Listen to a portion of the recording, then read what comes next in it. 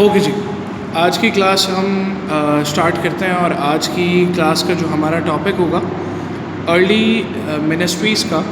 और इस टॉपिक के अंदर हम 1947 से लेकर 1958 तक हम पढ़ेंगे कि हमारे पास जो अलग अलग गवर्नर जनरल्स रहे और इसके बाद प्रेसिडेंट कौन थे 1947 से लेकर 58 तक। फिर हम कुछ प्राइम मिनिस्टर्स से रिलेटेड जो है इस टॉपिक के अंदर हम क्या करेंगे बेटा, डिटेल्स को हम पढ़ेंगे। सबसे पहले मैं आप लोगों को बताता चलूँ कि 1947 से लेकर 58 तक हमारे पास टोटल गवर्नर जनरल्स कितने थे। नंबर 1 की अगर मैं गवर्नर जनरल की बात करूँ तो कायदे-ए-आज़म मोहम्मद अली जिन्ना जो थे वो 1947 से लेकर 48 तक गवर्नर जनरल रहे। फिर हमारे पास दूसरे गवर्नर जनरल कौन होते हैं? दूसरे गवर्नर जनरल हमारे पास बेटा ख्वाजा नाज़िमुद्दीन होते हैं जो कि 1948 से लेकर 51 तक रहते हैं गवर्नर जनरल। फिर इसके बाद थर्ड हमारे पास कौन होते हैं बेटा? थर्ड हमारे पास होते हैं मलिक ग़ुलाम मोहम्मद जो कि 1951 से लेकर 55 तक रहते हैं। और फिर इसके बाद जो हमारे पास फोर्थ गवर्नर जनरल हैं वो इस्कंदर मिर्ज़ा होते हैं जो कि 1955 से लेकर 1956 तक रहते हैं। और इसके बाद जो है वो पाकिस्तान के अंदर जो है वो गवर्नर जनरल का सिस्टम जो है वो ख़त्म हो जाता है और फिर इस्कंदर मिर्ज़ा हमारे पास क्या बन जाते हैं बेटा? हमारे पास प्रेसिडेंट बन जाते हैं। फिर हम बात करते हैं 1947 से लेकर 58 तक हमारे पास कुछ प्राइम मिनिस्टर्स थे, उनके बारे में डिस्कस करेंगे। लियाकत अली ख़ान 1947 से लेकर 51 तक रहे। फिर हमारे पास ख्वाजा नाज़िमुद्दीन जो है वो सेकंड जो है वो प्राइम मिनिस्टर होते हैं। थर्ड हमारे पास कौन होते हैं? मोहम्मद अली बोगड़ा जो कि 1953 से 55 तक रहे। फिर हमारे पास फोर्थ कौन होते हैं बेटा? चौधरी मोहम्मद अली जो कि 1955 से लेकर 56 तक जो है वो प्राइम मिनिस्टर रहते हैं। फिर इसके बाद हुसैन शहीद सोहरावर्दी वो 1956 से लेकर 57 तक हमारे पास प्राइम मिनिस्टर रहते हैं। फिर हम बात करते हैं इब्राहिम इस्माइल चुनरीगर जो कि अक्टूबर से लेकर दिसंबर तक 1957 तक हमारे पास क्या रहते हैं बेटा? हमारे पास प्राइम मिनिस्टर रहते हैं। फिर मलिक फ़ेरोज़ ख़ान नून 1957 से लेकर 1958 तक जो है वो हमारे पास प्राइम मिनिस्टर रहते हैं। बेटा ये जो प्राइम मिनिस्टर्स हैं ये हमारे पास जो है वो सिलेबस के अंदर हम लियाकत अली ख़ान की बहुत ज़्यादा डिटेल पढ़ते हैं।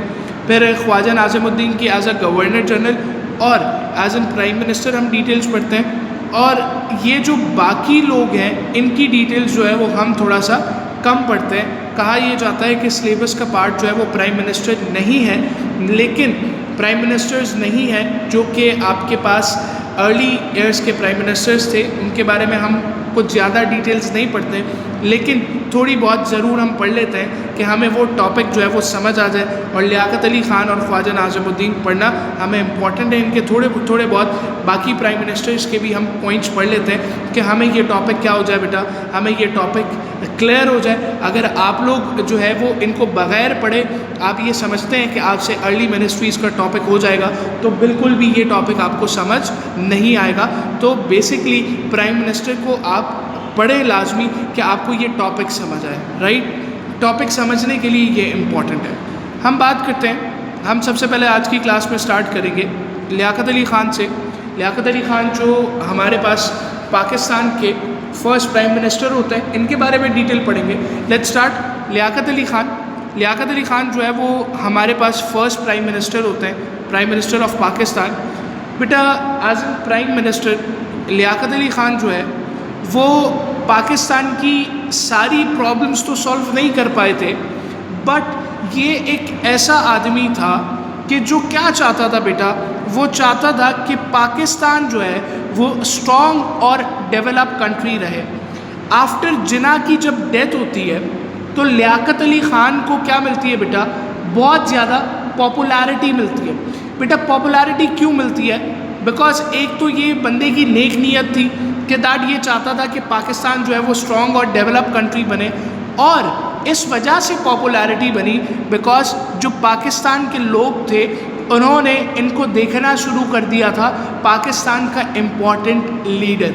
फिर इसके बाद इनका बेटा इम्पॉर्टेंट रोल क्या था, इनका एक इम्पॉर्टेंट रोल भी था पाकिस्तान मूवमेंट के अंदर, जो कि इन्होंने एक की रोल जो है वो क्या किया था, इन्होंने एक की रोल जो है वो इनका एक की रोल था। वो की रोल क्या था कि इन्होंने जिन्ना को लंदन से वापसी बुलाया था इन 1934 टू लीड AIML। अब ये थोड़ा सा हमने इनका बैकग्राउंड को डिस्कस कर लिया। अब हम इनकी एज एन प्राइम मिनिस्टर की सर्विसेज को देखेंगे।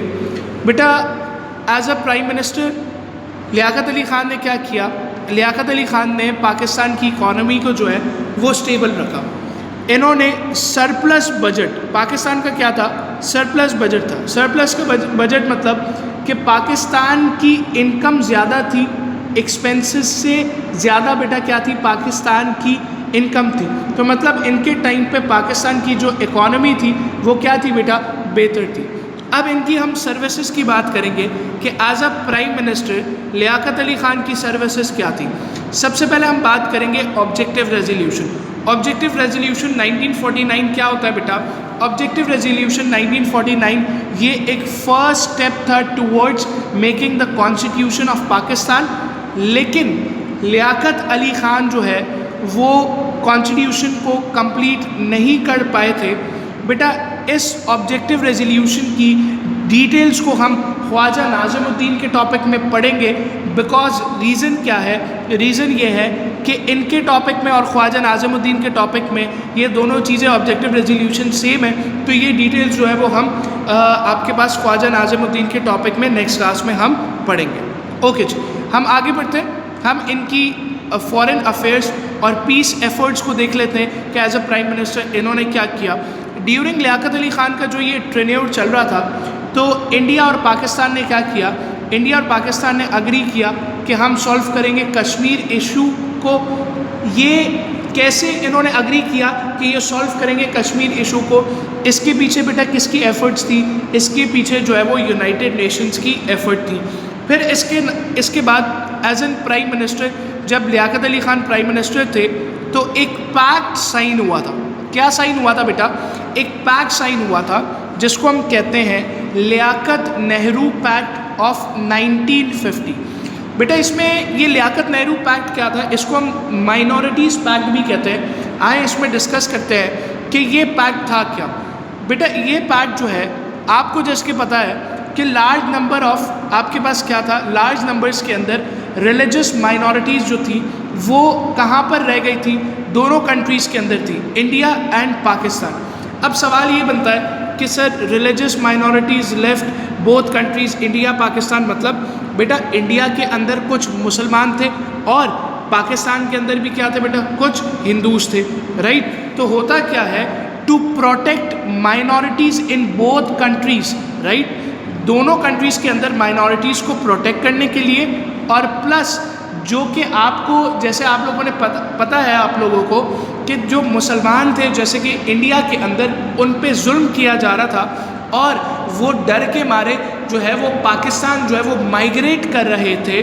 तो ये पैक्ट इस वजह से साइन किया गया to protect the minorities both countries के अंदर और क्या किया जाए, लोगों को स्टॉप किया जाए, people from leaving their home out of fair, right, और उनको इनकरेज किया जाए कि भाई जिस कंट्री में आप लोग हैं उसी कंट्री में रहें, आप लोग सेफ रहेंगे। इसलिए ये माइनॉरिटीज़ का पैक्ट साइन किया गया था और ये माइनॉरिटीज़ का पैक्ट जो है वो ये साइन हुआ था लियाकत अली ख़ान और आपके पास लियाकत अली ख़ान के दरमियान में ये साइन हुआ था और जवाहरलाल नेहरू। लियाकत अली ख़ान कौन था बेटा, prime minister of Pakistan, and Jawaharlal Nehru कौन थे, ये प्राइम मिनिस्टर ऑफ इंडिया थे। एंड ये साइन हुआ था on 8 April 1915 between Liaquat Ali Khan and Jawaharlal Nehru. अब इस अग्रीमेंट में क्या पॉइंट्स थे बेटा, इस अग्रीमेंट में पॉइंट्स ये थे, इट वाज अग्रीड, दोनों कंट्रीज़ ने इन पॉइंट्स पे क्या किया था बेटा, दोनों पॉइंट्स पे जो है वो अग्री किया था। क्या अग्री किया था कि माइनॉरिटीज़ को जो है वो प्रोटेक्ट किया जाएगा दोनों कंट्रीज़ में। फिर क्या कहा गया, माइनॉरिटीज़ को इक्वल राइट्स दिए जाएंगे दोनों कंट्रीज़ के अंदर और सिक्योरिटी दी जाएगी। और थर्ड पॉइंट क्या है, बोला कि अलाउ करेंगे रेफ्यूजीज़ को to return to their homes if they wanted, मतलब कि अगर कोई लोग पाकिस्तान आए हुए हैं और उनको वापसी इंडिया जाना है तो उनको अलाउ कर दिया जाएगा कि वो जा सकते हैं।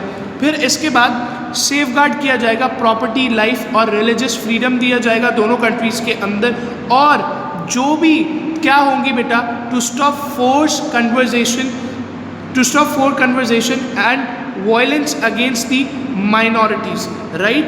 फिर इसके बाद हम आगे बढ़ते हैं, हम लियाकत अली ख़ान की मिलिट्री अपॉइंटमेंट्स को पढ़ेंगे। लियाकत अली ख़ान की मिलिट्री अपॉइंटमेंट्स क्या है बेटा, इन जनवरी 1951 में क्या होता है कि लियाकत अली ख़ान अपॉइंट करते हैं अयूब ख़ान को as the commander in chief of Pakistan. इनको क्यों अपॉइंट किया जाता है, बिकॉज आपके पास रिटायरमेंट होती है किसकी बेटा, जर्नल, ब्रिटिश जर्नल की, ग्रेसी की। उसकी रिटायरमेंट के बाद क्या होता है बेटा, उसकी रिटायरमेंट के बाद जो है वो अयूब ख़ान को अपॉइंट किया जाता है। अब इसके बाद लियाकत अली ख़ान ने एड्रेस किया था किससे बेटा, नेशन से। क्या एड्रेस किया था, ये उसके घर का एड्रेस नहीं लिखा हुआ, ये लिखा हुआ है नेशन से जो है वो उन्होंने एड्रेस किया था। इन 1951 क्या होता है बेटा, इन 1951 वाइल लियाकत अली ख़ान एड्रेस कर रहे थे नेशन से, लियाकत अली ख़ान ने क्या कहा बेटा, लियाकत अली ख़ान ने कहा, if for the defence of Pakistan the nation has to shed blood, Liaquat's blood shall be mixed with it. मतलब कि पाकिस्तान के लिए लेवल की कुर्बानी देने के लिए लियाकत अली ख़ान क्या थे, रेडी थे। अब हम इनकी डेथ की बात कर लेते हैं बेटा। इनकी डेथ की अगर हम बात करें, ये इस दुनिया से गुज़रे, क्यों गुज़रे बेटा, क्या ये बीमार थे। इससे पहले बेटा मुझे आप बताएं कि आप सबको क्लियर है यहाँ तक। अगर आप लोगों को कोई इशू है तो आप लोग पी लिख दें, कोई भी प्रॉब्लम है जी। हाशिर बेटा कोई प्रॉब्लम नहीं, आपको कोई प्रॉब्लम नहीं है। अक्सर आपको प्रॉब्लम होती है ना, इसलिए मैंने कहा आज आपसे पूछ लें। आज समझ आ गया आपको, लेवल है आपका और माशाल्लाह। ओके जी स्टूडेंट्स, सबको क्लियर है? ओके जी, गुड हो गया, ये तो गुड हो गया। ओके आगे बढ़ते हैं। अब हम बात करते हैं इनके डेथ की। आपका सवाल ये है कि सर क्या ये कोई बीमार थे, कोई मसला था जिसकी वजह से इनकी डेथ होती है? नहीं बेटा, ऐसी कोई बात नहीं थी। होता क्या है, ऑन 16 अक्टूबर 1951 लियाकत अली ख़ान को असैसिनेट किया गया। असैसिनेट किया गया रावलपिंडी के अंदर। किसने असैसिनेट किया? सैयद अकबर अली ने रावलपिंडी के अंदर इनको असैसिनेट किया जब ये स्पीच दे रहे थे। क्या दे रहे थे बेटा? पब्लिक स्पीच दे रहे थे, राइट। क्या दे रहे थे? Public speech. ओके जी। इनके मरने के बाद इनको टाइटल दिया गया था शहीद मिल्लत, मार्टिर ऑफ नेशन और कायद मिल्लत, leader of the nation. Right students, यहाँ तक कोई प्रॉब्लम प्लीज़ मुझे अपडेट कीजिएगा। ओके क्लियर है मेरे ख्याल में सबको। हम इसके बाद आगे बढ़ेंगे ख्वाजा नाज़िमुद्दीन पर।